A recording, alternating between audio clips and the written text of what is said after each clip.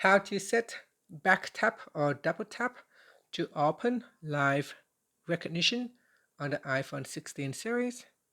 First, let's return back to the home screen by swiping up at the bottom of the screen.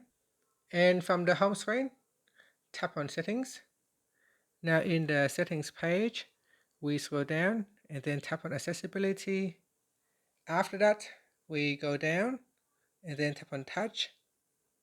Then scroll down to the bottom and tap on Back Tap. Now in here you can choose to use double tap or triple tap. I'm going to select double tap. Then we scroll down to the accessibility section. In here, tap on live recognition. And that's it. So we have now assigned the live recognition to the double tap shortcut. So if I want to open it, I can just simply double tap. Body of water with ripples. To A open it. body of water on a sunny day. A watch on a wooden surface. So a A watch black on a remote control on a wooden surface. So detect a watch on a wooden surface. And that's it. Thank you for watching this video. Please like and subscribe to my channel for more videos.